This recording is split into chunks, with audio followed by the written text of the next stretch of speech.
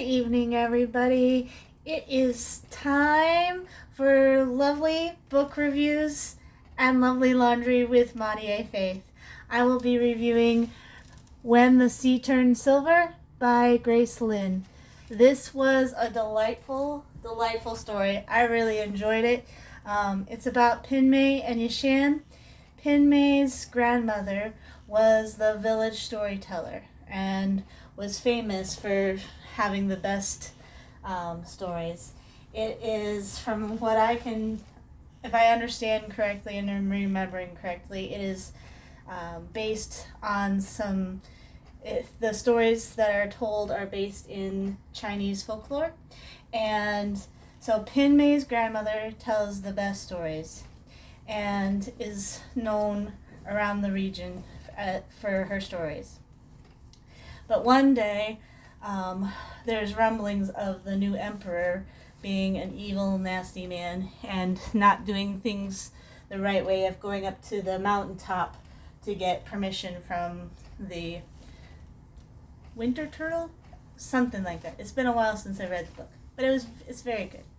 And this evil emperor was terrorizing the people, kidnapping men to slave labor work for make a wall he was working on, and then comes into Pinmay and her grandmother's village and kidnaps Pinmay's grandmother. Before he does, though, her grandmother must have heard trouble, because she wakes Pinmay up in the middle of the night and hides her and says, "You can always trust your friend Yishan, even though he doesn't always remember things." So Pinmay and Yishan embark upon this adventure to try and find her grandmother.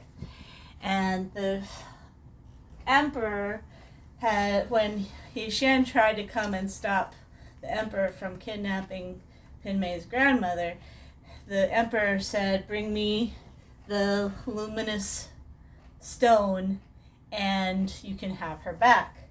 Well, they don't really know what this luminous stone is. They have a couple theories, and so they're trying to find this stone and trying to find her grandmother. And along the way, they meet lots of people, and Pinmay, the shy young lady who will barely speak in front of neighbors, ends up starting to tell stories, her grandmother's stories, when people ask for a story, and she finds that it connects her to her grandmother and helps her to deal with the loss of her grandmother. And about halfway through, I started suspecting that these folklore stories that Pinmay is telling are little clues to what's going on with the emperor kidnapping her grandmother. And it's just a delightful story. They end up finding her grandmother, and I don't want to spoil the ending, but there's a kind of a shock, a little bit of a shock of what the emperor really was wanting, though I kind of had suspected it about halfway through. And it's just a really delightful story.